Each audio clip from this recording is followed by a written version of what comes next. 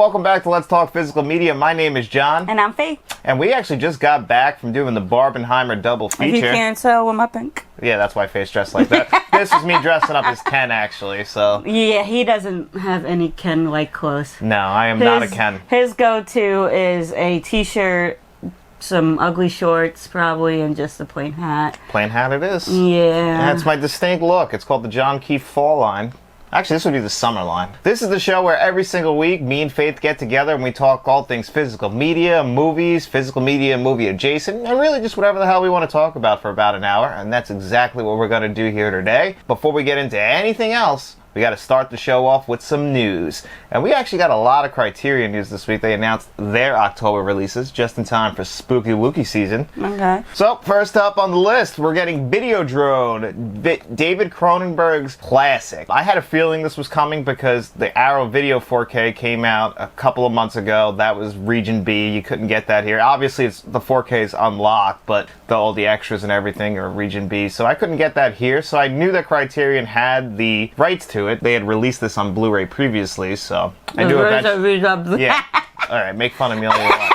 I fumbled through it and I got through it. But anyway, it's coming to 4K. That's a big one for October. And then another one that I'm really happy about. You might actually know this one. You ever heard of the movie The Others, starring Nicole Kidman? Yeah. Haunted house movie with a great twist ending. Coming to 4K. You've heard of it? Yeah. Do you not like it? It doesn't faze me either way. Well, maybe it will when you find out that it's coming to 4K from Criterion. It's over. Ooh. All right, well, if you're going to make jokes.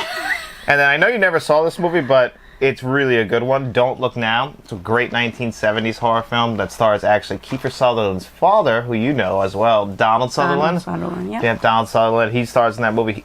That's another one with a great horror ending. Probably one of the most iconic horror endings of all time. Okay. That's also getting a 4K release. And then we're also getting another movie that I haven't seen called Nanny. That's coming out. And then last but not least, and this is one I haven't seen at all, it's called Freaks. This is a 5-film... Freaks come out at night. What? If that's how you feel. That's from Fridays. Remember? Oh, was that I think it was Friday After Next.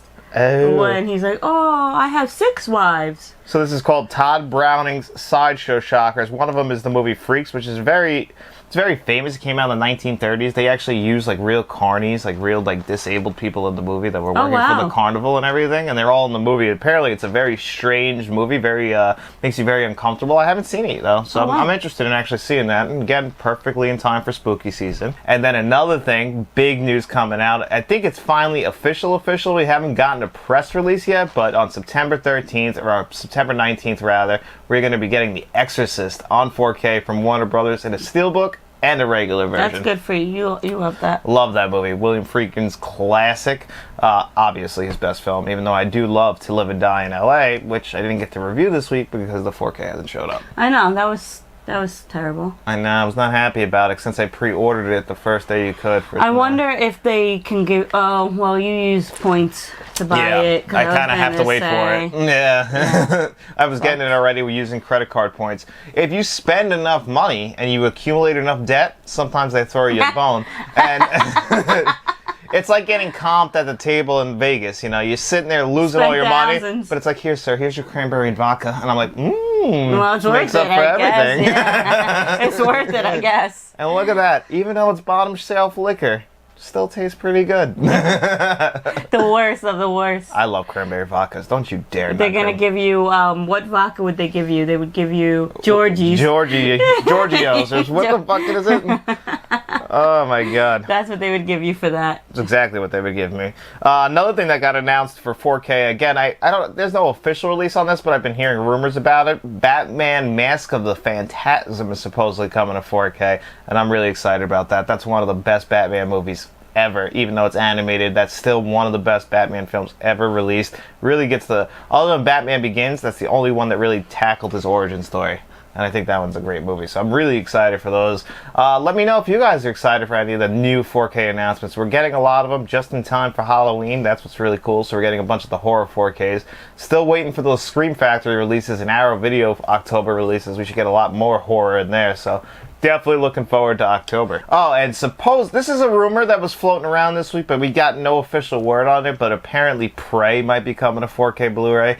Prey was the sequel to Predator. It was actually it's a prequel because it takes place way long ago. I like that movie. Prey was great. It's probably the best sequel to to Predator. Obviously, the first Predator is great. The first Predator was great. The second Predator... Dude, you're fucking out there, huh? Yeah, I know. Well, I told you gave me the yips. But Predator 2 was pretty good. That's the one that features Danny Glover in the city. That one's great. And it's just that one's... It just goes a little too far. It's a little too far. It's a little too hard to believe. So that one's not great. Predators is actually pretty good. And then The Predator, directed by Shane Black, that came out like 4 years ago. Atrocious. But Prey is great. Okay. So I'm really looking forward to that. Hopefully it, officially gets announced, because that's a Hulu, right to Hulu kind of release. So we never really did get a physical media release of that. That happens a lot. We still haven't gotten Barbarian on 4K or Blu-ray. We haven't gotten The Empty Man. So some movies just get stuck digitally. And I'm glad to see something finally getting a 4K release. Let's just hope those rumors are true. And that's it as far as new 4K Blu-ray announcements go. But me and Faith did just see Barbie, and last night we saw Oppenheimer. And you guys already know. A double feature. Pretty much. We took a nap in between. We slept, and then we went back to the movies. Yeah, we literally slept. I shot my Oppenheimer review, then put that up, and then we went to the movies, saw Barbie, and now you guys are seeing this. And by this point... grinding. Yeah. What'd you say? Grinding by the light, what'd you say? Yeah, it's grinding here. Yeah, trying to watch all those movies, and we had a good time. I personally thought that Oppenheimer was the better film. I gave that a 10 out of 10, while Barbie is a really good movie as well. I would give that like a 9 out of 10. That's still a very solid movie. I loved it. I really did enjoy it. But really, they already know my thoughts. What about you? What did you think of both of those movies? So I would give Oppenheimer an 8. An 8. I'm into things happening in a movie, and I feel like Oppenheimer was just like a flashback to this time, and then it collectively made a movie. Not a lot of action, not a lot. Well, it's a historical epic. It is. I know that, but maybe that's just not for me. Yeah. It's not a bad movie at all. It was a good movie. It was just a lot of dialogue. And I noticed a lot of people in the movie didn't quite understand. Yeah, I didn't bring that up in my review. When we were leaving, we were hearing people say like, "I'm not quite sure what just happened." Or, I didn't get the ending. They didn't get the ending, but if you don't know anything about Oppenheimer, then you wouldn't understand the ending because it's all over the place. But like Jay-Z says, first they love you, then they hate you, then they love you again, and that's pretty much the story of Oppenheimer. And what's his name? Michael Jackson. Same thing. They loved him, then they hated him, and then when he died, they loved him again. Yeah, that's people true. Forget before he died. There's a lot of shit going around, and then South Park made fun of him. Everyone was making fun of him, popping up in scary movies. Then he dies, and it's like, all is forgiven. We're gonna let all the stuff that happened go. Because he wasn't proved. And he made Thriller. Like, as long as you make Thriller. That's true. Yeah. But, there's a point, though. He wasn't, it was never proven. Like, it's different. Like, well, we can't prove nothing now. He's dead. Well, you could still prove it. But like R. Kelly, there's proof that he did this, even though he's the greatest R&B person to ever do it. He's in jail. Is one of and he should probably stay there for the rest of his life. Yeah, so you can, to a point, but people are gonna love you. If they don't agree what you do eventually down the line, and then they're gonna sorry, we were wrong. So Oppenheimer just didn't really work for you as much just because of the entertainment factor of it. Yeah, which I was saying in my review too. It's not the most entertaining film you're going to see. It's a lot of facts, a lot of it's a lot of just moving through. Which we love that. Oh, we do, and I loved every second of this movie. No, you were. I was on the edge of my seat. You loved it. I just think I thought it was beautifully shot. Oh my God, yeah. See that on the biggest screen you can. But Barbie was also beautiful. Barbie was beautiful in a different way because everything is pink and vivid. Bright, pink, beautiful, dynamic, fun. Yeah. And I loved it. I loved the entertainment. I loved the philosophical stuff in there. Philosophical stuff? Yeah, did I just say that? You kind of said it. You fumbled through it, but you did your best. I loved it. I love the idea of what the expectations of women are in this art. Oh, it's a very political film, and I could see that movie aggravating some people.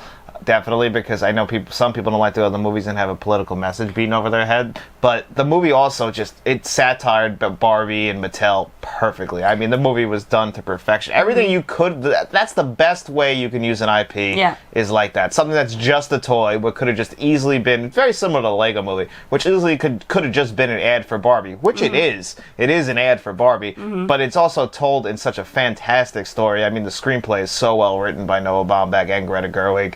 It's just, there's not many things wrong with the movie. The only thing is, I could say, it's like, you know, there's points in the movie where it would, how do I put this? They could have cut some stuff. It felt a little... I did not see that at all. It wasn't even a long movie. No, it was an hour 54. I think everything that was in the movie there was a point to it. There was, you don't see anything where they could... I guess you're right, now that I think about it. There were some points in the movie, though, where I was like, okay, maybe, like, it didn't feel like Oppenheimer. Oppenheimer was 3 hours long. And I felt that You way. felt that length? Yes. I kept on looking at my phone and, like, saying, Oh, wow, really? Yeah, like, oh, God, it's... Because I didn't... Like, a lot of movies that are long... I noticed I don't do that too. I usually just I'm so invested. But this it wasn't keeping me. I knew the story already. It's just retelling of a story. It is, but it's really a character study of J. Robert Oppenheimer and everything that he represents nowadays, and like his life. Like, you know, like it's a very meaningful topical story that works now. It's a cautionary tale of what we will do if we don't you know, get our shit together. I think they both have their own. Well, Barbie had its own views on everything. As a woman, and I love the view. Vulnerable. The views of Barbie were great. I actually loved that. I thought that was awesome. I loved. I even liked, you know, some of the attacks on men. I felt that because a lot of it was true. You know, like men, you know, can be some egotistical animals, and you know, you got to be called out for it sometimes. I know that sometimes, you know, you get in a pissing contest with someone and you just want to win. And you know, it's not a logical way to think. And I like the message of that in the movie. I love the feminist message of the movie. Thought that was great. Because that's a true feminist message. You don't have to. You can be whatever you want as a woman. If you want to stay home and raise your kids, you can stay home and raise your kids. If you want to go out and work and aspire to be more, then go ahead and do that as well. Yeah. But there's not one place. You know, you see all these women now, they're getting surgeries on their bodies because they're not comfortable. Well, yeah, and that was something that the movie tackled too, because what does Barbie represent? You know, Barbie and Margot Robbie is the perfect cast for stereotypical Barbie, because she literally looks like what you'd think of Barbie. That's perfect casting, but it sets an unreal image of what a woman can be. Like, every woman is now striving to be the perfect image of a woman. And it's just unrealistic. It's the same thing for men, but men they don't care as much, and, you know, they're not getting treated the way that women do because of their looks. Because women don't. I mean, we do in a way sometimes, but we're not like, we don't sexualize men the way women. Not as much as like you do with women. Women are overly sexualized. Like, like you see some hot men in the movies, and they have their shirt. In movies. You know, Jason Momoa. You know, the shirts. Ryan Gosling had his shirt off the whole movie. But I don't feel it wasn't sexualized. No, it's not sexualized at all. No, it was that was just his character. That was the whole point. You know, like he's just Ken. He's just a good-looking guy who's great at beach. You know. At beach, not lifeguard. No, he can't. He's not trained for that. He's just beach. He's just beach. Yeah. And we don't want to spoil anything, but there's some really funny jokes in there, some fourth wall breaking, some meta humor that I absolutely loved. There was a joke in there about one of the Kens trying to overly explain to his Barbie the movie The Godfather and just saying how she's not interested, and I just felt personally attacked with that, because I feel like I do that to you. Every day of my life. Well, I want you to understand film. Like, you know. I mean, okay. So one thing about you is you act like people aren't as smart as you sometimes. I don't ever act like that. I am not this. I mean, I'm a genius. Like, don't get me wrong. This is the ego that they were talking about.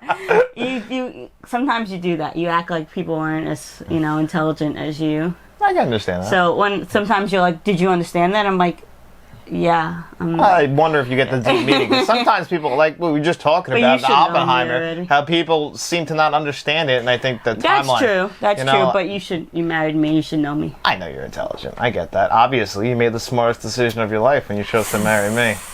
Right? You can't regret that. Okay. So anyway, basic moral.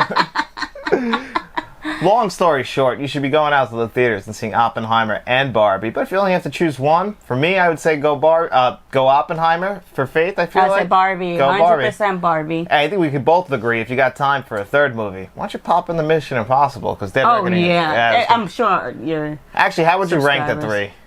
3? Ooh, I like Mission Impossible first. I think. Really? I think no. It's really close between Barbie.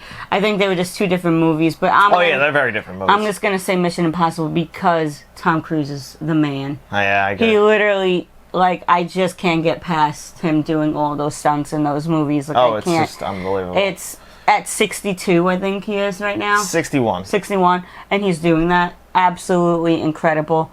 Then I'll go Barbie, then I'll go Oppenheimer, but they're close. They're all close. Like, I gave a 10 to Oppenheimer, so that's my number 1. I gave a 9 to Barbie, and I think I gave a 9 to Mission Impossible.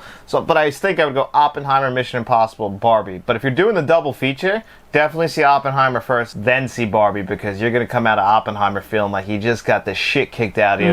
And there's nothing better to do than to go into Barbie and just rinse that all off. Yeah, it definitely is a cautionary tale. Yeah. We are told, what news that we watch, we're told to dislike a certain group. We celebrate when the military kills. Yeah. And to us, we're like, oh yeah, we're fighting against patriotism. But there's innocent people that are getting killed. When you think about that bomb and how many people it killed, Yeah. that like 9/11 to us is probably the biggest thing in a long time. Well, to us, there's before 9/11 Yes. and after, and that was over 4,000 deaths? Yes, and, yes. And Hiroshima and Nagasaki had combined 110,000 deaths on the days it happened, and then all the deaths that have happened after, and everything how that cities just have had to recover from that. Like, imagine that happening here. We'd be wiped out.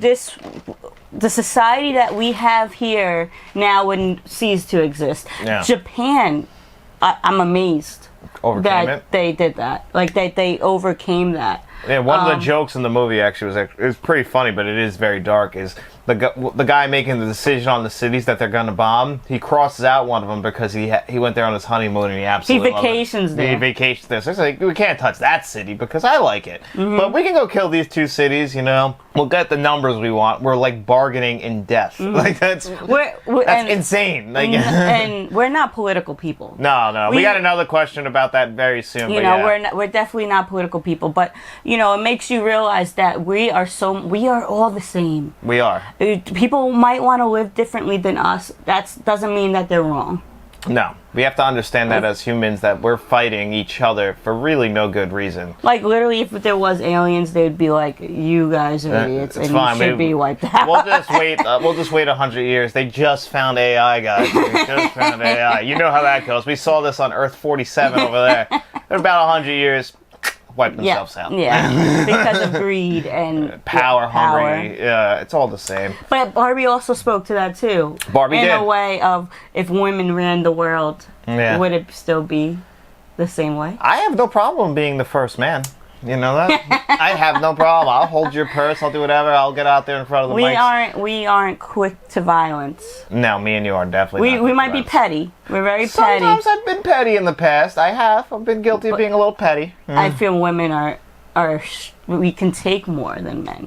I feel like, and this is not sexist or anything like that, but it is the power of the ego. Are you wearing a blue Band-Aid? Yeah, why? I just noticed. I got it from work. It's the power of of our ego, know. So men have a bigger ego than women. To me, in my opinion, we have our flaws. We have so many flaws as women, But sometimes I feel like these flaws come from us getting pinned against each other. Where you're not as pretty as that girl, or you don't have as much money, or you don't have... Oh, well, that's the humanity in things. You always want what you don't have. Or then once you get something, it's the need to always keep increasing that. Like, we're never satisfied. That's human nature, and it's a flaw in us as human beings, unfortunately. Yeah, but the fact that it pins people against each other is bad, yeah. Yeah, if we all work together collectively, we can all live great lives. We can, but that's just not how society's set up, and it's sad. No, but again, we've rambled on a little bit about all these movies. Go see all 3 of them and support your local theater. See them in IMAX, Dolby Cinemas, whatever you can, because they're all beautiful, loud, and just great movie theater experiences. And you guys know my favorite place in the world is the movie theater, so go out there and help them out, and you'll enjoy yourself. Get some popcorn. Big week for movies. Oh my God! Big 2 weeks. They're crowded too. They Oh definitely. my God! We went last night. And we went at 10 o'clock. Oh yeah. There was no parking. No parking. Today again. Yep, and that was at noon. Like, yeah, they're crowded, so it On looks a like Friday, people are coming out. So that's awesome for theaters. Ready to dive into some questions? Sure. So now the first question is from Rico Gomez, and this is actually about another movie that's in movie theaters right now that's doing actually very well. He wrote, do you plan on going to see the surprise hit of the summer, Sound of Freedom, at the movie theater? I went to see it based on liberal media bad-mouthing this movie. It was good. It was good. It's like the movie Taken without kung fu fighting based on a true story. Let's just get it out of the way, because this is like walking a minefield, this movie, because there's 2 things that you should never talk about that are always going to piss off somebody else: religion and politics. Yeah. And this movie is the double whammy of that, because this movie, first, it was filmed in 2018, so it's not even like it was just filmed. It was filmed by 20th Century Fox at the time, and then when Disney bought them, it got shelved. The original creators of the movie bought back the rights to the film. It was bought by a faith-based studio to distribute. So now that faith-based studio distributed this movie, and that's why it's out there in the world. Now, the reason why you don't see marketing for it is because no marketing was paid for, because that's not what they do. It's a very grassroots kind of marketing.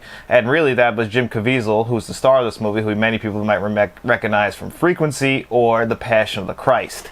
That guy is the star of this movie. This movie isn't backed by SAG and everything like that, so SAG-AFTRA, this is not one of their movies. That's why he's able to get out there and promote it. So that's, if you've been seeing him on like the news and stuff, that's why he stands with his brothers and sisters who are on strike. But this movie is a non-union movie. So then there's also the fact that this movie is about human trafficking, which I've heard, rumors going around that the reason why they don't want people to see this movie is because people believe that people in Hollywood or higher up in government or whatever support human trafficking. Now, I don't know about all these rumors or like these QAnon ties to this movie. I don't know anything about that. Me and Faith just told you we don't watch the news here in this household because A, just gonna piss you off, and B, you know who funds the news? Like, just think about that. There's always somebody with an agenda, and the news station's there to push that agenda.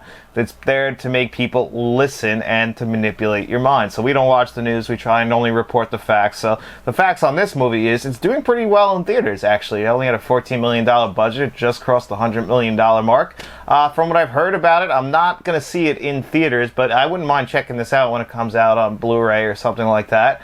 I've heard it's just a pretty good thriller, like you said, kind of like Taken. I didn't hear anything bad about it. Yeah, I didn't either. The story itself, that's a very serious story. Human trafficking is absolutely horrible. I think everybody can agree with that. And you should be out there making sure that something like that doesn't happen. It's based on a true story, but as any movie that's based on a true story, we were just talking about Oppenheimer. It's there also to be a film, so it has to leave with a satisfying conclusion. So, there are going to take some leaps and stuff on that. So you can always do some fact-checking on that. But it is a real story. You can check it out. But no, I'm not going to be seeing it in theaters right now. You anything you want to say about it? I'm not into the political portion of it, but if it's a good movie, it's a good movie. Yeah. You also have to take movies with a grain of salt. Absolutely. And because they can be extravagated. And a lot of times... Extravagated or exaggerated. Can we cut that? Yeah. I'm leaving that in because I was getting my words all jumbled up earlier. So. You're messing me up. Right? Gave you the yips now. Yeah, so it could be just blown out of proportion, and a lot of times people want to, when it comes to politics, people want to zone in on one thing and forget about something completely different. Yeah. When we talk about human sex trafficking or just trafficking in general, we have to realize that there's so many entities. Yeah. There's the churches, there's so many things that are involved. Yeah. And you can't just point it at one thing, to fit your agenda. If we really want to combat this and we really are concerned Yeah, as human beings. then we have to put it all on the line. Yeah. And just not cover up anything. We got to open it up to everything, and not just the elites as they want to expose. Yeah, exactly. So yeah, just from a film standpoint, that's what we do here on the channel. Is we talk movies. We don't talk politics. But when movies do have some sort of political thing tied into it, we'll bring it up. We're not going to hide away from it. Yeah. But we were definitely nervous about that question because it's literally like walking a tightrope because you don't want to piss anybody off on either side, or especially and we don't even have just American viewers here. We have worldwide viewers, and they might not even know about our political landscape. They might have their own issues in their own countries. Me personally, I stick with my political views and I stand on it. So I'm not hiding for anything. I'm not going to hide my political views, but I'm also I don't think that this is the place to talk about it. Oh, yeah, absolutely. This is an escapism kind of channel. Like, you can come here, feel safe, and no matter who But if you ask me, I'm going to Yeah, no, if you come out and, you were to message one of us and you wanted to talk about it, I'm not going to lie to you either. So, it's just I don't know if it's the right place for it, if that makes sense. Yeah, absolutely. If that makes sense. So, thank you, Rico. That was a great question. Really do appreciate that, buddy. And we're going to go on to our next question. And this one is from Rogue1667. What is your most wanted 4K? So we've actually talked about this in the past. My most wanted 4K is the Terminator. If Big Jim Cameron could get me that on 4K, whether it be from Arrow Video, Criterion, I don't care. Whoever wants to release it, that's the one I want. That's my dream 4K. At the top of my list. One day we'll get it. And number 2, though, right under that is Chinatown. I love Chinatown. I'm surprised I thought they had one of those. No, it's not on 4K. It's on Blu-ray. I actually have a nice steelbook of it. But I've always wanted that one on 4K also because that's just such a beautifully shot movie. California has never looked so beautiful. California, beautiful. California. Woo, knows how to party. California, yeah. So, that's a great question. I do appreciate that. What is your most wanted on 4K? I don't care. And they don't care about you. How's that sound? That might have been rude. Was that rude? Yeah, it was a rude, Faith. I mean, I don't... That's not something that I collect, so... But you support a collector. I support you. I support you in everything that you do as your wife, but that's not something I'm into. Well, I'm embarrassed. All right, our next question is from Diane Fabijanic. And it says best, you know who that is, right? Yes. Best movie, best sequel. So I guess, obviously you guys know my best movie, my favorite movie is The Terminator. And it also happens to have one of the greatest sequels of all time in Terminator 2. I know mine already. What is it? Anchorman and Anchorman 2. That's not what I thought you were going to say.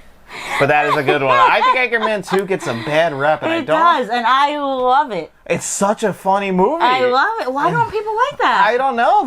I've seen it on lists of some of the worst sequels ever. What? Yeah, people don't like Anchorman 2. I know we have a great people time. are not funny at all. People don't know comedy. And speaking of which, of Will Ferrell, he was in Barbie, and I felt like we were getting that old Will Ferrell in there a little bit. I love when he does those silly little over-exaggerated things. I love it. I love it. Yeah, that was perfect. Perfect casting of him in that movie. But Anchorman, I thought you were going to say Legally Blonde 1 and 2, because I know you're I don't like Legally Blonde 2. Really? I love Red, White, and Blonde?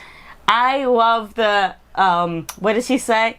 Oh, you look like the 4th of July. Makes me want a hot dog real bad.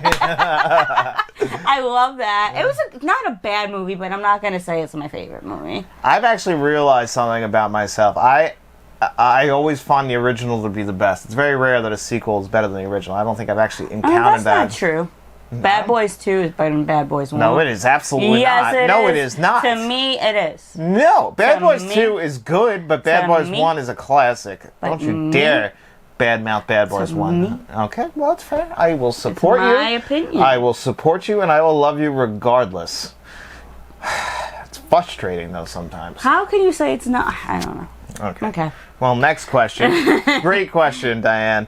And this one is from my buddy, Shamrock Balls. And he wrote, "Hey, John, I hope you are well. How about James Cameron films?" And then he's referring to our live stream, which we did yesterday. So if you want to check that out. And also a question for Faith. Apologies if someone has already asked this, but what's her thoughts on the Terminator franchise? And does she respect your favorite film? As I know some people in my life don't understand my love for Jaws. LOL. Okay, so it grew on me. It grew on I you. respect his love for it. The movie actually totally grew on me. The first time I watched it, I was like, oh, this is kind of lame. And then the second time, I'm like, I think I wasn't paying too much attention to the movie. Maybe that's what it was. The second time, I really paid attention to it, and I was like, this is cool. It's a great so movie. I really like Terminator. It's probably, it's getting up there for me in good movies. Like, I will never say it's a bad movie, ever. What about the rest of the franchise? Like, you've seen... I like T2 too, T2 but that's sure. about it. Well, you did see Terminator Dark Fate in movies. I did because I was forced to. Yes.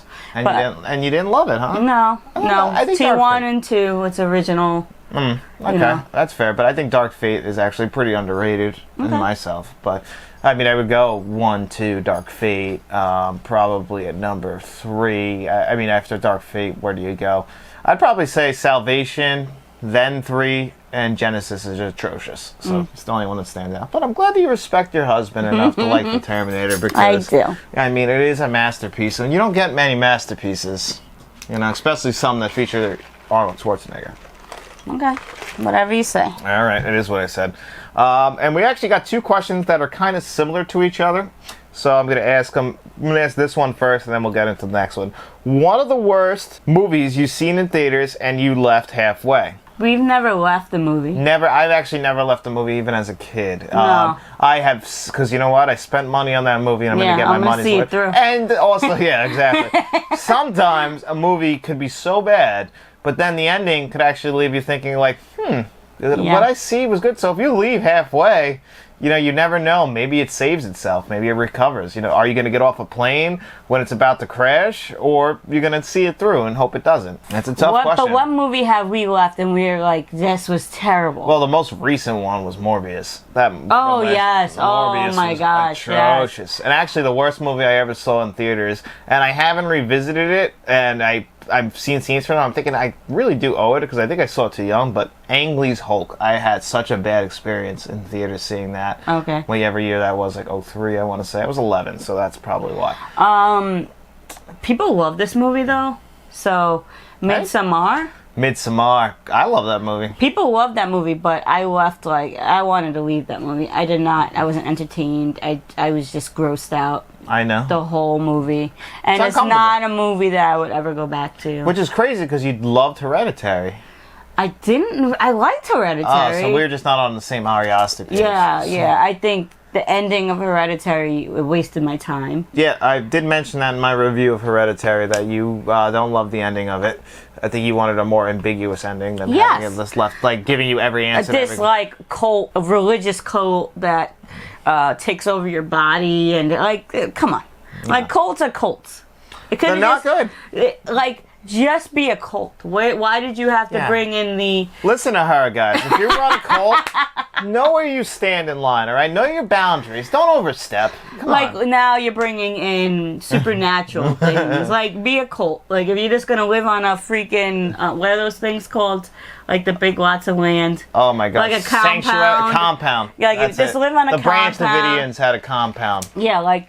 Just live on a compound and do your thing that you want to do. Who cares? That's your personal Don't buy life. arsenal of weapons. That's it. Then I can't leave. But then it brings in the outside entities in it, and I'm not Entities. I'm not really into it. So I get that. Listen, I understand that completely. So what I got out of that is you don't want to go see the real Midsommar Festival. no. No. Okay, well, I will take that down as a no, and I'll put it into consideration. So that's the worst movie that we've probably seen in this. I really don't like Midsommar as much as I did. I was just Disappointed. shocked. Like, you know, my sister, she's a huge, like, horror person. Like, she loves all types of horror. And she said she'll never rewatch it. Really? I have it on Blu-ray. I think that's what she said. You know what's so funny? I have it on Blu-ray over there, and Uncle V sent that to me. Really? Yeah, that was a gift.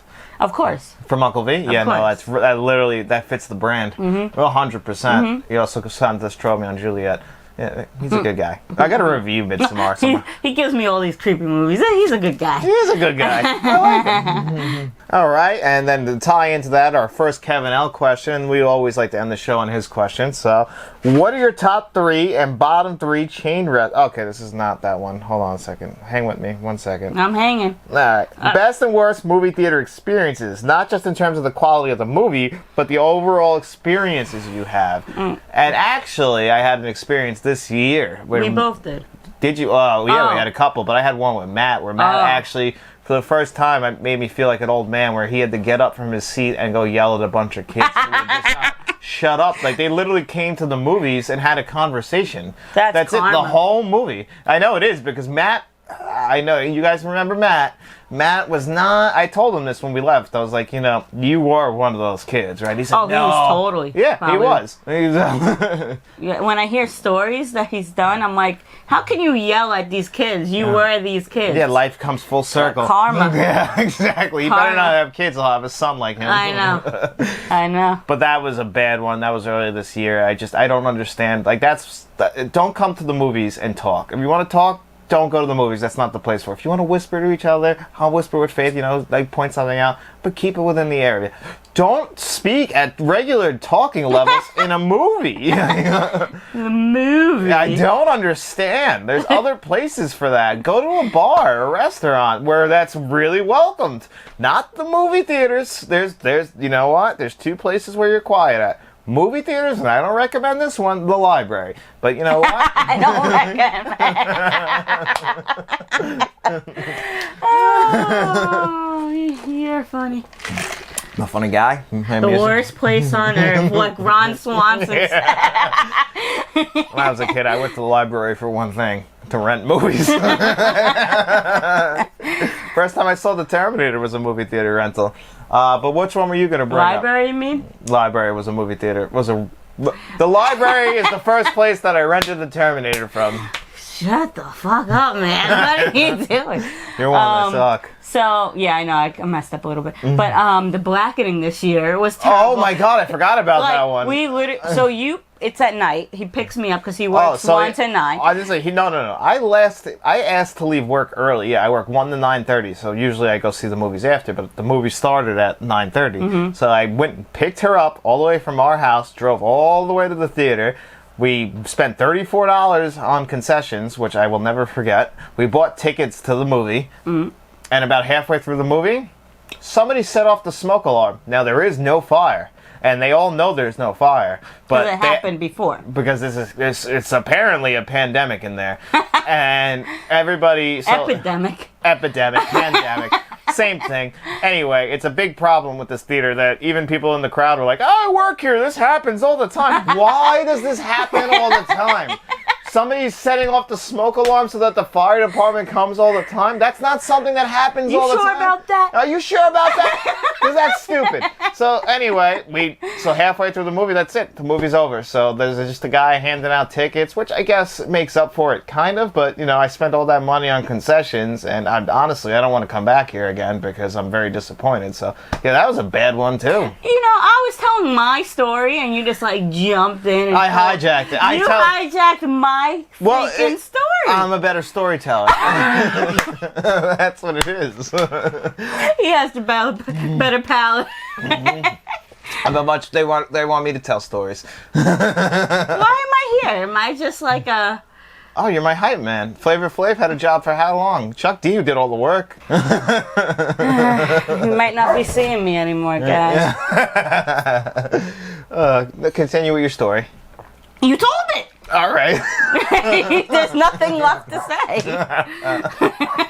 You literally told the story.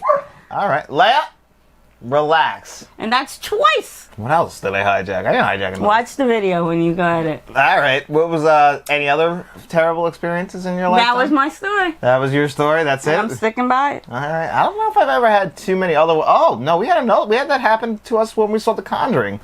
Remember the thunderstorm? Was that in Quorum? Quorum, yep. The Thunder, but that one we were able to finish, but we had to wait like 15 minutes, and we got free tickets. But yeah, a thunderstorm took out the Well, we power. have free tickets here, but we don't go to this theater. We have the AMC Stubs Pass, so it's like... Yeah, I know, that one was... I did We use just- one of those free tickets to see Insidious there, though. Oh, okay. At least it worked out in your favor then. Yeah, so it kind of worked out a little bit there, because Showtime Cinemas starts... If the movie says 9:45, it starts at 9:45. AMC says the movie starts at 9:45, it starts at 10:20. You got to make sure that you get the 4 ads for the theater itself. And of course, Nicole Kidman there to let us know. She makes movies better. All right, on to our next Kevin Out question. This is the one that I screwed up on. I was about to ask. What are your top 3 and bottom 3 chain restaurants? Not fast food. So obviously that takes off the table the first one. Taco Bell, which would have been number 1, obviously. Well, Roof Chris is technically a chain. Oh, technically. That's a cheat. You know. It is. So I'm going to put that because that's top of the line. Yeah, I guess that can go up that pretty high. Then it would be Cheesecake Factory. Cheesecake Factory was my number 1. That is definitely... Because honestly, Cheesecake Factory is just all around. Just because it's a chain doesn't make it the best. It's the greatest restaurant. And then other than Taco Bell. Then I would say Bahama Breeze. Bahama Breeze? Is that even a chain? Yeah. Alright, so at number 1, I would definitely put the Cheesecake Factory. Surprisingly, Buffalo Wild Wings used to be one of my favorite chains, and they've kind of fallen off, so I'll put them at number 3. But then at number 2, I'm going to put Outback Steakhouse. Now, they've fallen off too, though. As long as they have the Walla Walla pasta, or at least a variation of it, which is just basically fettuccine Alfredo, but really spicy.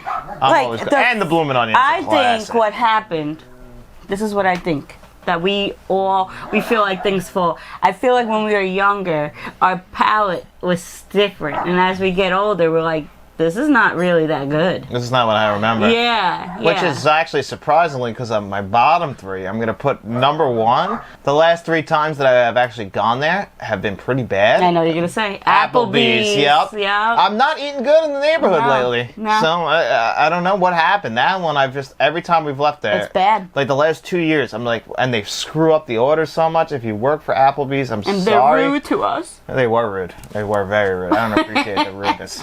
It's been a long time since I got thrown out of an Applebee's.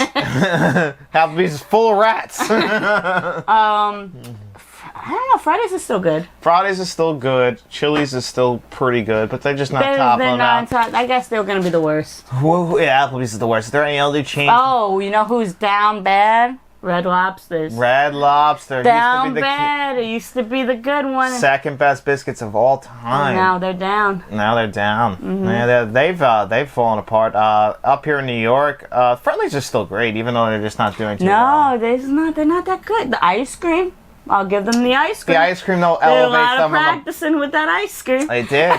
They did. So, yeah, no, that's a good point. That's a fair point. Actually, a guy who watches the channel, this guy Dean, he always gets his ice cream first before he eats his food. That's smart. Because when he was a kid, he couldn't. So now he does as an adult. The things that we do as adults now. Isn't that crazy? That's something that we have to live up to. It's like me eating a whole bag of gummy bears. You do. I called you out on that when they were talking about someone having a bad day eating a whole bag of Starburst. But I don't just eat the whole bag. I share it with you. Mm-hmm. It's a share bag. It is a share bag. We're a family. We share here. I get that. I totally understand. So yeah, I don't know. I can't think of a bottom third because I'm just a really big fan of chain restaurants as it is. It takes a lot for me to be disappointed in a good chain restaurant. So one thing about John is he's a person of habit. I am. He loves the same things. He'll eat the same things. So it's hard for me to get him to try different restaurants because he's afraid. He's afraid that he's not gonna like it. I made him try a restaurant by us, Maggie's. Maggie's Haberdashery. No, it's Maggie's Eatery. Gotcha. That's it. Okay. And you liked it. Oh, I did. It was great. They make a good steak sandwich. Mm-hmm. Yeah. So try it. I got you to eat West Indian food. Love West Indian food. You never had it before me. No, I didn't, because who was going to show me? No. Yourself. You go, that's what you should be doing. I don't have the greatest eyes. I'm not driving down a road I'm like, oh, look at that little place in the middle of a shopping center. I don't see the shopping center. So how am I going to see the place in there? I can't. I don't know, that's an issue I have to live with. Yeah, but I don't know. I feel like you see the big name brands. You're like, okay, that's They put a bright, glowing neon sign out for everybody to see, and I'm like, holy shit. You literally blame your eyes for everything. I do. Yeah, I know. Well, they are the greatest. Yeah, but you could do your own Google. I'm a Googler. Like, okay, I want Latin food today. The best Latin food's in 20 miles from me. Okay, now you're asking me just to put an effort in. This is your life. You should be putting effort into all things that you love. Well, when it comes to food is something you love. I do love it, but like I said, I found my favorite food at a very young age, and I stuck by it for all these years. If this was it is a job, but if I could get a job as a person that just goes to place to eat and try food, like a food critic, I would love that. So, let's talk food. The new channel. Oh my God! New channel, fall 2024. Yeah. Can we fall do 2023. That? Can we like set up a camera and we try new foods? There's a camera right there. But you can't be scared to try things. Like I know you don't like olive spins, but something has olives, you're gonna eat it. I'm gonna hate it. You know that olives are the grossest thing ever. But try things. So like when I went to Europe and I was in Greece, I tried like grilled octopus. I've never had that before, and I know I might be like, my palate might not be that big, but to me that was huge because I've never done that. Like it was real octopus. It wasn't calamari. It was like real octopus. When I went down south, I tried alligator. Oh yeah, you did. Yeah, I've been trying to do, there's certain things I won't eat. Like I know I don't like sardines. Never had them. Like it's too fishy. I don't like that really overwhelming salty and fishy taste. I get that. Yeah, So I don't like sardines or anchovies or anything like that. Anchovies. Yeah, but I'll try mostly anything. Okay. Mostly. That's fair. Just don't tell me what it is then. If you don't. If you want, so you're saying to lie to you. Yeah. All right. Well, we got 2 more questions from Kevin L. And he said, how would you rank the following movies? Halloween, A Nightmare on Elm Street, Scream, Candyman, Texas Chainsaw Massacre 1974, The Exorcist, and Child's Play. Okay. So, let me see, sorry. Okay, so number 1 for me is definitely Candyman. So you just had to jump right in front. So I'm going to go with number 1, Scream. Okay. My number 2 is going to be A Nightmare on Elm Street. My number 2 is going to be Candyman. All right. My number 3 would be... I'm going to go The Exorcist at number 3. I'm going to go Halloween. Okay, wow. And then I'll put at number 4, Scream. Then I'm going to put, what am I on, 4 too? Yep. A Nightmare on Elm Street. All right. Number 5, I didn't say it yet, Halloween 1978. Then I'm going to go with Child's Play. All right. That's your number 5. My number 6 actually would be Child's Play. Mm-hmm. And then what's your number 6? I would say it's The Exorcist. Okay, that's fair. And then we have the same number 7, Texas Chainsaw Massacre. We are very similar. We are. I'm actually, the Texas Chainsaw Massacre, when Matt was here, Matt loves that movie, but I've never loved that movie. I think the Texas Chainsaw Massacre 2 is a much better film. Okay. But, I get why it's that. That's not my favorite movie. That's really what influenced Rob Zombie, that down and dirty Texas feeling, that summer heat. Like, I get why. The sweat. Yeah. I mean, it's gross and it's a good horror movie, don't get me wrong. It's well made, it's just not my type of horror movie. It's not even my type of slasher, really. Yeah. My slasher is definitely I think that's based... Halloween. Wait, okay, so Candyman is counted as a slasher? Technically, right? I think Supernatural, right? Yeah. But so is Nightmare on Elm Street too, though. And that one's a slasher, because Candyman only kills one person. Yeah. Well, that we see. He kills other people, but he only kills one person. He comes through the window, slits that guy from, as he says, from gut to gullet. But Fred is not a real thing. He's in your dream. So isn't that supernatural too? It is, but it's a supernatural slasher. He's 100% a slasher. He follows all the slasher tropes. So does Candyman in a way. In a way. But I don't ever think. I think you're thinking of more like a bigger picture. It is a slasher. There's more of a message to Candyman than there is to Nightmare on Elm Street. He is a slasher though. I guess technically, right? We have to be fair. Yeah. So, all right. Moving on to our last Kevin L question. He said, "How would you rank the following actors: Denzel Washington, Tom Hanks, Tom Cruise, Jack Nicholson, Al Pacino, Robert De Niro, and Daniel Day-Lewis?" So, You gonna go first? Okay, so first, my number one of all these guys, I really know wish you who he didn't is. do. Jack Nicholson. Number one? Oh, I didn't see Tom Hanks. Tom Hanks is Yeah, number I one. was just gonna say that. Yeah, I missed it. Tom Hanks would be number one for me. Wow. This is really hard. He's like listed like all the best actors. Oh my God, Denzel. Denzel's your number one? Yeah. So then Jack Nicholson now you know is my number two. Then I'm gonna say Jack. Then you're gonna go Jack as your number two? Okay, this is where it gets really hard. know. Denzel at number three for me. Then I'm gonna do Tom Hanks. That's your number three? Yeah. Alright, at number four, I'm gonna put Robert De Niro. Okay. What would you put? I'm gonna pick Tom Cruise. Alright, that's your number four. Yeah. Number five for me is going to be, how would you rate the following actors? I'm gonna go Daniel Day-Lewis. Okay. Because he's one of the greatest actors ever, even though, you know, he might not have as many films, but he has won 3 Academy Awards. Okay. And he's phenomenal. I'm gonna go with Robert De Niro. That's your number five? Mm-hmm. Alright, then my number six, and this might be a surprise, is Tom Cruise. Okay. Okay.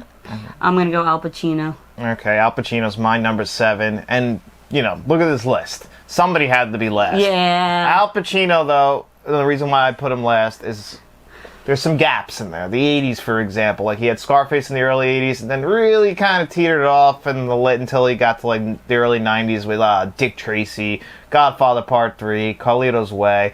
But really, you know, the 70s and 80s, other than The Godfather, the 70s he's phenomenal. That's obviously his best decade. But the 80s there, kind of a gap. Whereas all those other guys I felt like never took their foot off the gas. Especially Hanks and Cruise and Denzel. Since the 80s, they've just never stopped. See, Denzel solidified that with Malcolm X for me. That's his best movie. Absolutely. I think he is Malcolm X in that movie.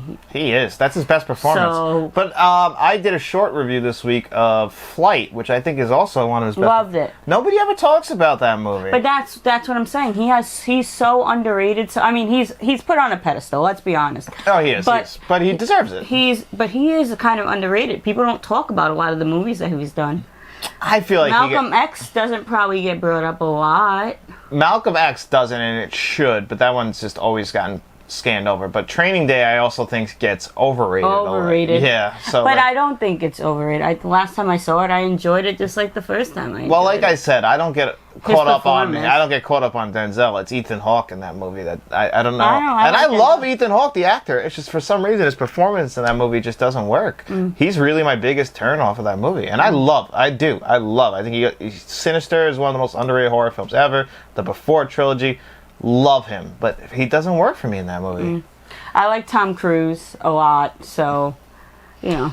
I mean, he's I had Tom to put it Cruise. in there. I respect. He's the man. He is. There's nothing else to say. It's a joke on the channel that, you know, I have a crush on Tom Cruise, and it's just because he makes such entertaining movies, and he's a great actor. He risks his, I'm sorry, like, the guy makes movies easy to rewatch. He's passionate about it. Oh, he loves it. That's all he wants to do. That's something that I admire. Is somebody that takes his job seriously. Yeah, that's it. That's what he wants. He wants to be an actor. He wants to make movies. I don't know what he'd be like if he couldn't make movies. I don't know what he's doing right now. He's probably so fucking bored. He's probably losing his mind. After this, because they're on strike. Yeah. I heard that he was like asking if he could still promote Mission Impossible and stuff, and Oppenheimer and Barbie, because he just wants people to go to the movies, and they told him no. But like he didn't need to promote it. People were going. Actually, they didn't do that well. What didn't do that Mission well? Impossible. No, I'm talking about Barbie. Oh yeah, I'm curious to see how this box office looks. This is one of the most fascinating ones. Anybody. But Mission Impossible, I think it did well as well. The thing is it was a movie back to back. So like he could have had a long stretch if he didn't come out last week. Yeah, well that's the thing, and that's why he wanted either Barbie or Oppenheimer to move, because now lost all its premium theaters. It made money, don't get me wrong. It's just for the amount it costs to make, that's where it's always against. Because Oppenheimer cost $100 million to make, while Mission Impossible: Dead Reckoning Part 1 cost $290 million to make, and you need to double your budget to start turning a profit. Yeah. So, you know, all Oppenheimer needs to be profitable is $200 million, while Mission Impossible needs close to $600 million to be profitable. That's what killed Indiana Jones, The Flash, Fast X. Although Fast X did great internationally, so it doesn't have to worry. And which is where Mission Impossible also makes a lot of its money. And that's well. So, you know, a little bit behind the scenes on the box office. But anyway, that's all. I believe that's. What was that? I was just trying to make a joke for you. So I just want to make sure I thank. Also, besides Kevin LA, thank Wahoo0120 who actually asked Wahoo. he asked the first question about our worst movie theater experience. So everybody. That was a good question. Yeah, so everyone who asked questions this week, we did get a lot of them. I like these cup questions. Yeah, they were great. We had I definitely really enjoyed the questions. Enjoyed just talking with you this week. I thought we did. Thought we had some fun. I enjoyed your presence. Did you? I did. Aww. I'm gonna keep you this I'll week. come back. Yeah, you get another week. You earned it. Wait, am I here next week? Yeah, next week. Where's the week? There's a week that Fate's not gonna be here. She hasn't figured it out yet. Next week, actually, I'll announce it here, but I also would have already announced it. But there will be no live show next week because Matt's wedding's next Saturday. Oh, yes. So that's what we won't be here. But, regular show. So make sure you guys leave questions, comments, topics for next week's show down in the comment section below. Also, you could just wait till the Wednesday post where I'll ask you guys to leave them there. But then, while you guys are down in those comments tonight, make sure you like this video, subscribe to the channel, get out in those streets, and tell your friends about us. Yep, tell your friends. We'll be seeing you around.